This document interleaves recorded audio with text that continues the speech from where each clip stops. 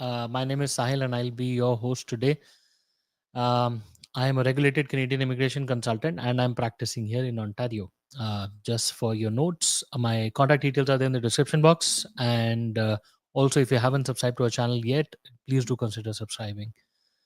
Guys, today's video is extremely special because there are a lot of important updates coming in with regards to Canadian immigration this week. And just like any other week, this is a weekly live where we discuss latest and all the updates with regards to Canadian immigration. And today's live is extremely special because this is the week where people have been talking about PNP updates. Well, Doug Ford, who's the premier of Ontario, recently had a conference in Huntsville with the other premiers of the other provinces, and they made an important announcement regarding work permits that the provinces will now be starting issuing work permits. Well, what is the reality of that? We will take a deeper look at that because what you see on news or what you understand based on social media reels may not be the full truth. So I will decipher that, break it down for you in order to understand the reality of those work permits and whether you can apply for that as well. So for all those people who are facing expiring work permits, today it'll be an important video. Apart from that, we'll also take a closer look at updates from the income requirements. The PGP is coming around, the parents and grandparents program that is coming around. So that's important. Another update is last week we were expecting CC draws, but that did not happen. But surprisingly and pleasantly, the other draws happened, which included a healthcare. So we'll take a closer look at the express entry pool as well, which is very important because express entry, the flavor of the season is around. And we'll take a closer look at the pool. And then towards the end of the session, we will have our beloved Q&A where you get to ask your questions. So keep on pouring your questions in the comment section and we will answer most of them towards the end of this video today. All right. So, to get started quickly, um, what we are discussing today is the important announcement with regards to the Ontario government. So, I'm sure all of you are aware of this particular news that went around about 4 days ago, where people, this was right after my birthday though, people started doing rounds on social media that Doug Ford, province of Ontario, is now going to issue work permit support letters. Now, what is this stemming from is that previously we had Manitoba, Alberta, Yukon issue work permits for people who were working in that province, and then they were issuing support letters. So people who had expiring work permits did not have to leave. Eventually, when this news came out, the one that I just eventually when this news came out, people started thinking pleasantly that okay, now Ontario has also joined the bandwagon.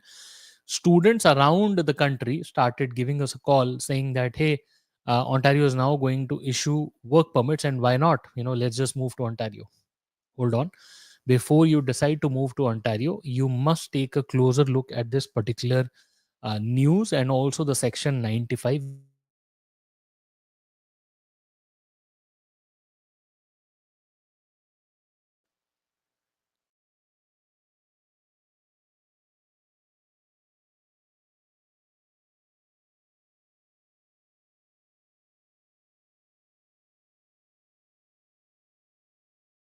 to make perfect. I believe we are back online. Okay. So the issue here at hand is that this particular announcement from Doug Ford is stemming from, or this particular announcement that Doug Ford made is stemming from Section 95 of the Constitution.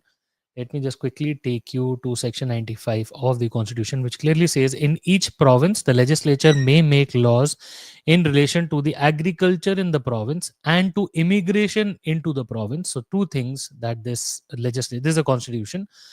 It is hereby declared that the Parliament of Canada may from time to time make laws in relation to agriculture in any of the province and to immigration, and make laws of the legislature of a province relative to agriculture. So, in a nutshell, this particularly says that yes, if a province decides to make or decides to make a law in terms of immigration or agriculture, they can do so. For example, we are already seeing PNPs. For example, we are seeing how PNPs or the programs are selecting candidates by themselves. So that is one typical example. This particular law and this particular announcement in Huntsville says that they are now fed up of refugee workers. So what Doug Ford said is that We are now trying to grant asylum seekers. So this is not for everybody, guys. Please make note. Asylum seekers work permits via constitutional clause. This is section 95. And if you look at here, that the premier says that I've been visiting hotels around Etobicoke where he lives. People have been waiting for work permits for more than 2 years. Now, because the federal government, as per Doug Ford, now because the federal government is not able to issue work permits to asylum seekers, those people are clawing on the resources of the province. They're living in hotels, and the provinces are footing the bills, and hence the premier wants to take the matters in his hands, and he wants to bypass or probably speed up the work permit issuing process. He's now starting the exploratory work. He's not thought through yet. He's just said in the announcement that he will now, after this meeting, order his team to start exploration on this topic and to see whether they can do it, or how can they do it, and how fast can they do it. And upon this particular, so one thing to clarify, this is not yet for the open public. So all of you who were thinking that yes, Ontario is issuing work permits, answer is no, not yet. They are doing it only to speed up work permits for refugee workers. So people who were claiming refugees who have not been issued work permits, those people are the subject of this conversation, not everybody at large. Upon this, the government has responded that the federal government has responded that they're not waiting 2 years, they're actually waiting 45 days. So this is a conflict of conversation that has come up. This is the news that has been posted after Doug Ford made his claims, and then things will go from here. So overall, the matter for you to understand is that this particular announcement will be catering to asylum seekers, not for everybody. So all those people who thought of moving to Ontario because of this work permit, so you guys can take a peaceful moment at this moment. No, not yet, but yes, Ontario does have the power to do it, right? So do keep a close eye, close watch on work permits. What we don't know is what may happen in the future. So this is to put things to rest with regards to the announcement that you just saw. In another news, we are seeing the PGP income come through. We already know that the PGPs are opening up tomorrow. Tomorrow is Monday. So July the 28th, 2025, PGP is starting its own set of invitations from the original pool of 2020. So for all those people who had submitted notification or expression of interest, that form in 2020, you guys are still good to go with that particular interest form back in 2020. This year also 10,000 completed applications are expected, and people will see invitations coming through in their email. So if you did fill the form in 2020, please keep a watch out on your email. Starting tomorrow, you might start seeing emails. um, and the income requirement is pretty simple. If you're two people, you have to meet all 3 years. So 47,000 2024, 44,000 2023, and 43,000 2022. Previously, this particular income had gone down because of those COVID years. So there was a special respite that happened, but no more. Since COVID is over, we have already rolled over 3 years. Now 2023, 2024, and 2022. Previously, 3 years income will be required. Again, if you need any assistance, do reach out to us. We will be happy to help you in terms of your application. More importantly, this particular week was the week when there were rounds of invitations. So we saw an invitation happen on July the 22nd, which was my birthday. So July the 22nd, we had a healthcare and social service occupation draw, and right, what we had predicted previously. I had in my last two videos, I had clearly mentioned that we're expecting a healthcare draw at 475. You can go back to our previous lives, and we had mentioned this previously. So number of invitations are about 4,000. The reason why we are seeing a higher draw for 475 is because they have now included social service occupations in healthcare. If they did not do that, or they would not have done that, then the score would have been a lot lower.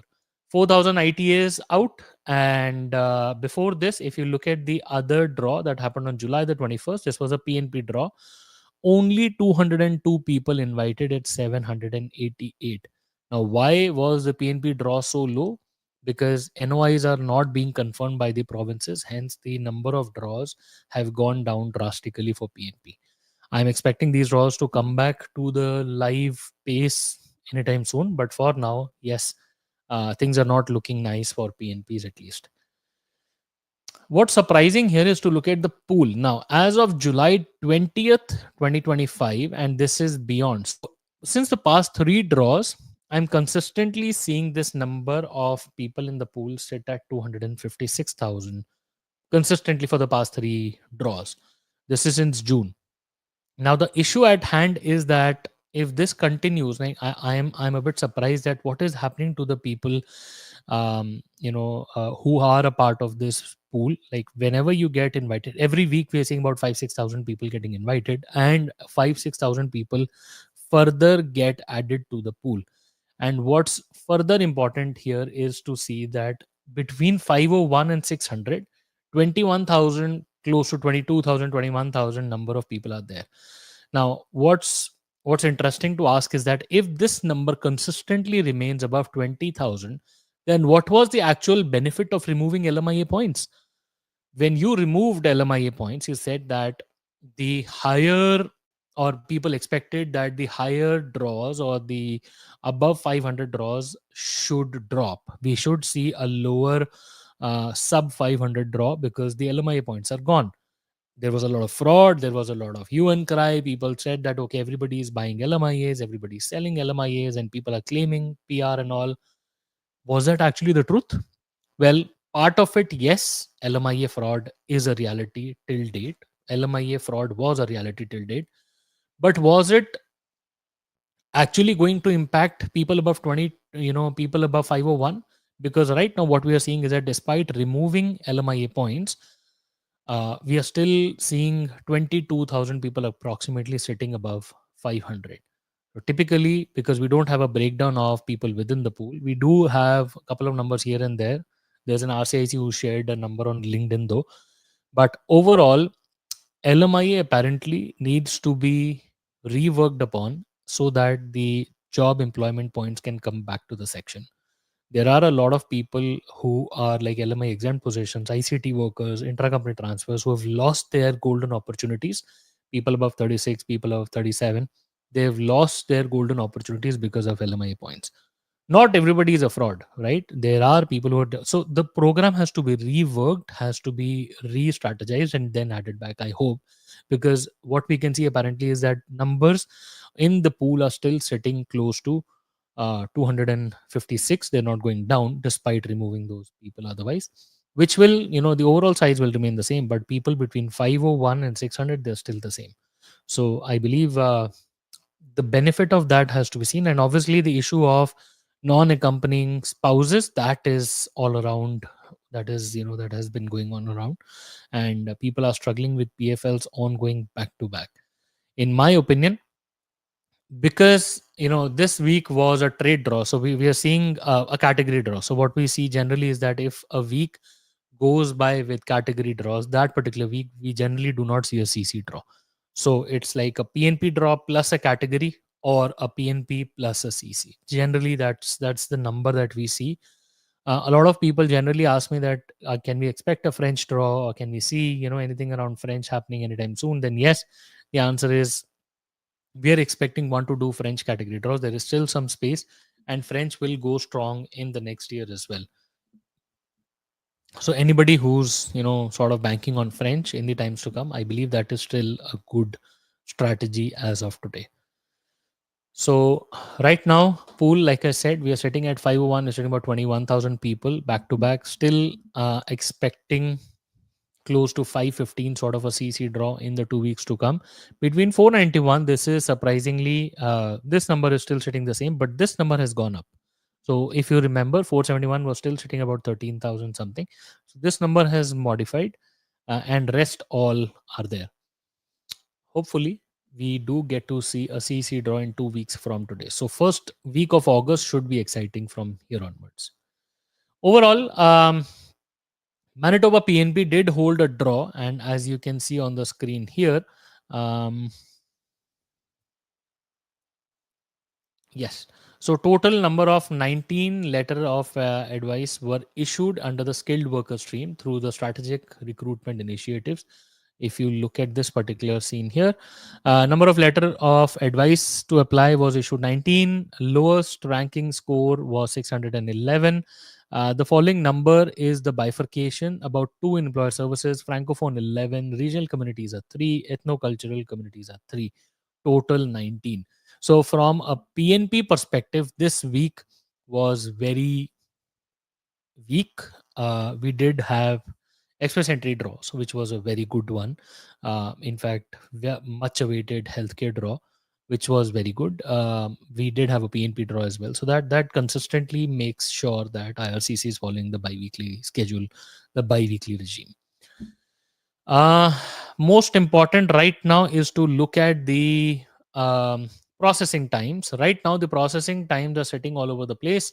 You're looking at study permit outside Canada sitting at 3 weeks, which is going strong, 3 weeks, but the approval rates are pretty low. So right now, refusal rates are all over the place for study permits. If you look at the processing time for work permits inside Canada, going strong at 180 days, so 6 months. Super visa has unfortunately gone up. You're looking at 99 days. So if you are trying to do a super visa from outside Canada, 4 months. And I'm telling you, 4 months along with a high refusal rate. So I don't know why IRCC is refusing super visas back to back, but very high refusal rate of super visas, which is very surprising. And they're giving vague reasons despite people having the right income, meeting the right requirements. IRCC is flat out saying you don't meet the requirements. I believe somebody at the back end is not able to see the requirements of the program that well. But yeah, that is not going good. Processing time for visitor visa outside Canada has gone up. It is now sitting at 31 days, and the work permit from outside Canada has gone up to 6 weeks now. So overall, 2 months of a time for work permits, and approximately 1.5 month of a time for visitor visa. Now, if you take into account your um, stamping as well, so that will go to 2 months. So take an extra bit of stamping for about 1 month here and there. Perfect. So, guys, that's all that we had with regards to important updates this week. This week was, like I said, very fascinating because the moment Doug Ford made an announcement, we saw a flurry of social media all over the place. Okay, guys, Ontario is issuing, open work permits. Ontario is issuing PNP work permits. Start applying for work permits. So many social media. I mean, I got so many calls. That's not good. People should focus on the news, always go on the source and try to identify the the source so that you can read it properly. That is the best way to go forward. All right, guys, most awaited section of the video today, which is the Q&A. Let's just take a very close look at your questions, and I'll try to give you my answers, and we'll go from there. If you have any questions, please be sure to comment in the comment section below. We'll be happily taking up those questions today. Okay.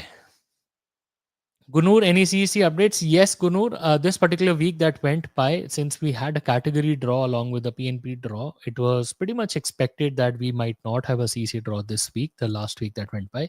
But yes, first week of August, we are expecting another CEC draw. Hopefully, we get close to 515, but the number should not differ as much because the number between 501 and 600 is still sitting up closely the same, not completely the same, but sitting close about the same. I believe 513, 514 should be good. So yeah, something like that, but we are not sure. Archana, any update on Francophone? Yes, Archana. We don't have much updates on Francophone per se because Francophone further has further streams. But overall, the Francophone mobility pathway, we're trying to ask the work permit, they're still going strong. There are no changes surprisingly yet. The program had an expiry date earlier this year, but that has gone by. Nothing has happened. So that's still going strong. We are expecting French category draws this year, a bit, one or two draws, and next year for sure. So still going good on French for this year and next year. Dinesh Singh, Cook LMI outside Canada, is it open? Yes, Cook LMIAs are still open. There are there are some ways which you can get LMIAs, or rather, if you're an employer, I'm not sure if you're an employer or not, but for employers, If you are in a rural area and if you're trying to do a low wage LMIA, then that might just work through. You might have to give a call to ESDC and clarify with them. Otherwise, if the unemployment rate in your area is below 6%, then you might be able to do a low wage LMIA. Because a cook getting a salary of approximately $40 is rather less common, although there are people who do it. But yes, once you get an LMIA, then for sure you can go ahead and apply for a work permit. It's not that common nowadays. It's still, a prized possession at the moment. uh, okay. Seema, new Brunswick में pilot critical programme में मैकेन food company में apply किया है, India से interview हुआ, result कब तक आता है, कितनी देर का प्रोसेस है? सीमा, the critical worker program was launched with 4 companies specifically about, I guess, 2 years ago. Not a lot of spaces were allocated to them, so बहुत लोगों के पास उसमें स्पेस नहीं होना था. अब क्योंकि क्वेश्चन हिंदी में, तो मैं हिंदी में आंसर कर देता हूँ. बहुत ज़्यादा उसमें स्पेस नहीं थी. अ, बिल्कुल ही एम्प्लॉयर ड्रिवन प्रोग्राम है, तो एम्प्लॉयर की तरफ से अगर आपका सपोर्ट इनिशिएट किया जाएगा मैकेन की तरफ से, तभी होगा. Processing from the province 3 to 6 months की रहती है, तो आप बट ये एम्प्लॉयर ड्रिवन है. एम्प्लॉयर के साथ आप सिलेक्ट होंगे कि नहीं होंगे, एम्प्लॉयर कितना भी टाइम ले सकता है. तो आप एम्प्लॉयर से बात करें, एम्प्लॉयर के बाद का जो प्रोसेस है वो पीआर का प्रोसेस रहेगा, एंड वर्क परमिट रहेगा करीबन 2 से 6 महीने, एंड पीआर रहेगा करीबन 22 महीने का. बट एम्प्लॉयर कितना टाइम लेगा, उसमें कोई गारंटी नहीं है. Guys, is PR okay? Good question. Is PR विया पीएनपी और CEC still possible in the software engineering and IT field? My friend, STEM category unfortunately is not in demand in 2025. We don't have visibility into 2026 as of yet. But yes, if you are in the software IT field, I would personally say that stay on to the field. IRCC or Canada is still not done with IT professionals because Toronto as a job market is competing with US strongly in the IT field. Although we do have, a high unemployment rate that is going around, but that does not mean that STEM will not come around. Hopefully, STEM should be back in action in 2026 or later. For now, unfortunately, it is not in demand. So try to stay in Canada, get your employer to get you an LMIA. Try to look at that. Try to stay here, and obviously, your personal field will matter, right? Like, I don't know whether you can go back and get more points and all of that, but yes, IT should be back anytime soon. uh, okay, what are the other important questions?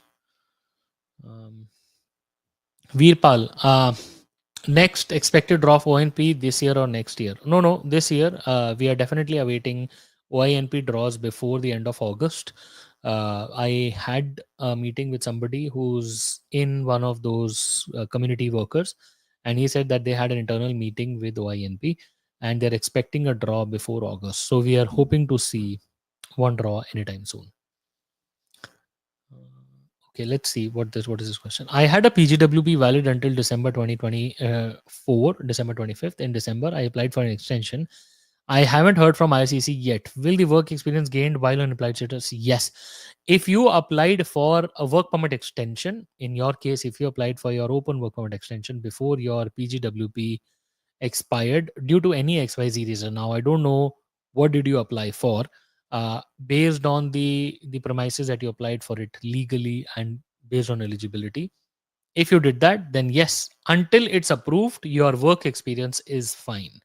Okay, so if you applied before 25th of December 2024, in your case, because that's the exact date that you mentioned, um, if you applied for work permit before the extension, you are fine to gain Canadian experience until that work permit is refused. Once it's refused, you will get the opportunity to um, restore your status into something else from there onward. So once it gets refused, you will have 90 days to restore, considering that is your first refusal going forward.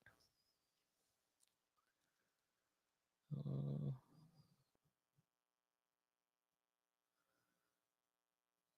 okay, good question. About sir, whenever there is a draw, GC key maintenance gets initiated. I observed this past 1 year pattern. What is your point of view? System maintenance means they're checking profiles.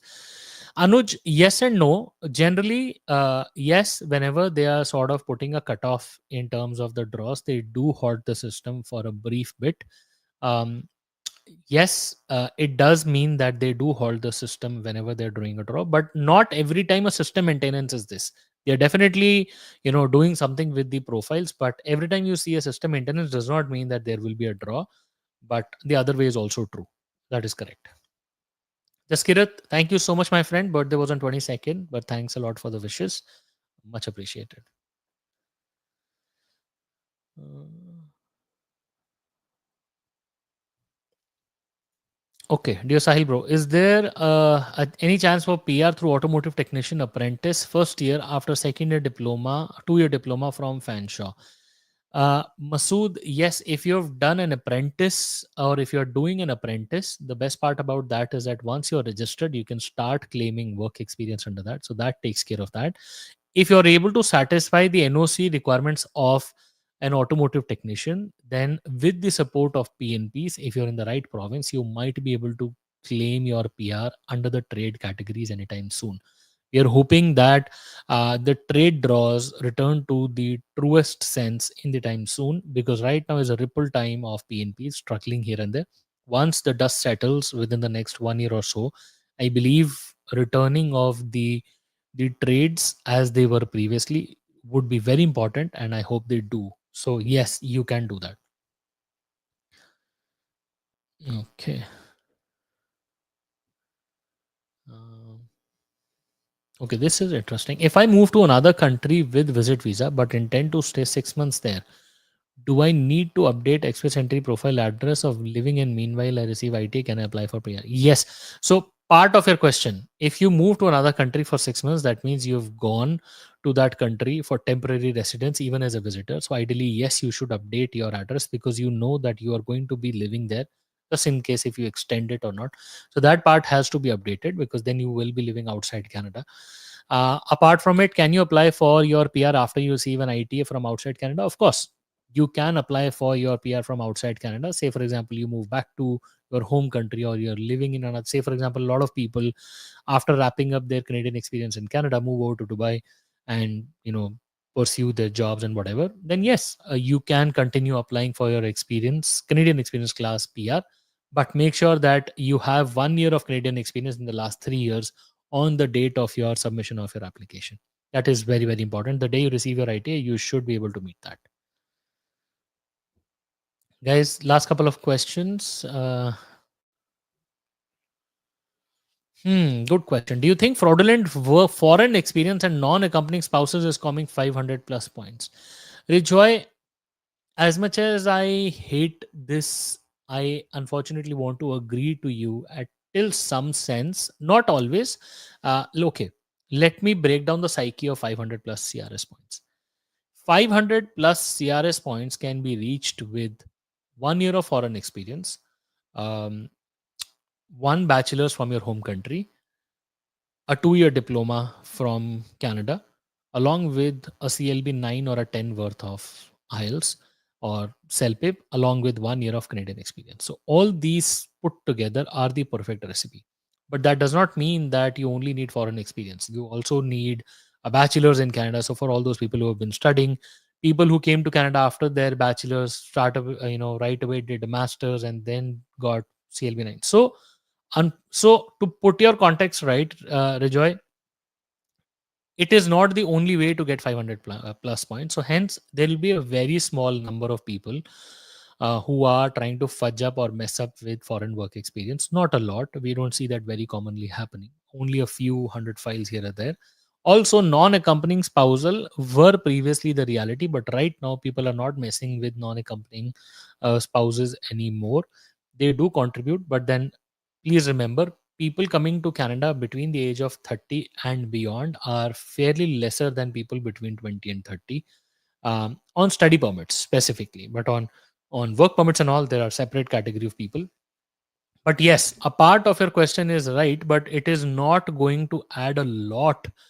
hopefully, I mean, we don't have core numbers to it, but yes, fraudulent foreign experience or non-accompanying spouses will be a very small percentage, or would be a very small percentage, where IRCC would definitely do a good job at finding them out, because right now the scrutiny of foreign work experience is on another level, and also non-accompanying spouses, literally everybody is getting a PFL if they're not submitting the right explanation in time. So yes, this is sort of happening. Prasanta Paul, is there an anticipation of a trade draw this year? Of course, my friend, there will be, or there should be, a trade draw at least, because where else will the cooks go? We already have approximately 13,000 to 19,000 cooks who are now a part of the trade draw. So we would rather call it a cook draw rather than a trade draw, on a lighter note. But yes, trade draw is expected. We haven't had any trade draw this year so far. So yes, we should see a trade draw anytime soon. Aman, PNP for Manitoba. What about it, my friend? Manitoba PNP is not that great, honestly, because they give you negative 100 points for your foreign work experience outside Manitoba, and negative 100 points if you've studied outside Canada. So, broadly, Manitoba PNP is good for people who are continuing to live in Manitoba after they have gained their education in Manitoba. If you have done neither of them, then Manitoba PNP might just be a remote, far fetched thing for you. Nishant Chaudhary, if I lose my job in Canada on a closed work permit, am I still able to stay in Canada? Good question, my friend. Answer in a short sense is yes. You're allowed to stay in Canada for as long as your closed work permit is valid, but you're not allowed to work for any other company. You must work for either for that company or do not work at all. You are as good as a visitor status in Canada. Having said that, you can definitely go and find another job, get another LMIA, and apply for another work permit. And the good news on May 28th was that if you apply for another closed work permit based on a new LMIA, you can start working for that new company without waiting for the approval. So that was the update on May 28th. Very good question. I hope that helps. Okay, guys, last question. Uh, tut, tut, tut, uh,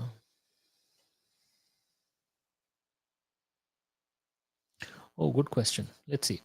How to claim foreign work experience if the company is shut down, owner is passed away 3 years ago. I have bank statements and work experience certificates without duties submitted during study permit. Subin, this appears to be a case where your experience is legitimate, but you have to make the right arrangements in order to claim it. I believe a well drafted cover letter of explanation will be must and very important. I believe you should start with the proof of whatever things are available at the moment. Try to look for your colleagues at the previous company and try to get support letters from them. Although very important, those support letters cannot replace an important reference letter that is produced by a company on the letterhead. Try to find if the company is shut down, have proof of that company being shut down. Try to get in touch with anybody who's there with that person, and previous colleagues. At best, what you can do is get somebody to issue a reference letter along with the roles and responsibilities in their personal capacity, but only with those people who you were reporting to. If you try to get it from a colleague, that might just be less effective. In support with that would be any past archives of job openings, anything if you can find online, any LinkedIn postings or any Naukri.com postings in India, or anything like that. You might just have to find it. If not, then just reach out to a past colleague. If you can get it on notarized document, that will be better. But yes, a manager whom you used to report to, if the person writes it, then that might just be the only best alternative that you might just be able to get. I hope that helps. All right, we just got a super chat. Let's just take that before we take a leave today. Okay, Parul, thanks for the super chat.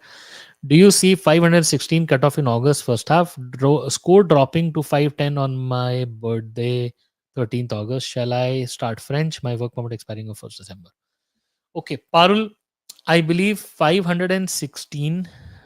I personally see that 516 should be able to cross in the next CC draw. That is my expectation. I could be wrong as well. But if you ask me that what is my expectation for the next CC draw, I believe 513, 514. That's my anticipation, because consistently for the past couple of draws, if you see here, let me show you.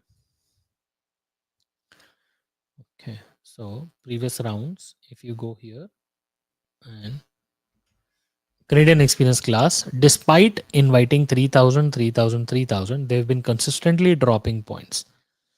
Expecting another 3-point drop or a 4-point drop, I believe 514 or 15 would be a great expectation. My expectation is 514. Then yes, if 13th August comes around, then my friend, unfortunately, I don't think you will be able to manage that, because 510 is sort of on the lower end. But hopefully, you're able to cross that bridge. I wish you all the best. Perfect, guys. I believe that'll be it for today. Once again, thanks for joining in on a Sunday. I know it's late evening for a lot of you guys, and Sunday morning for a lot of you guys in Canada around. I hope you have a lovely weekend, and I wish you all the best. And I really hope to see you soon in Canada. All the best.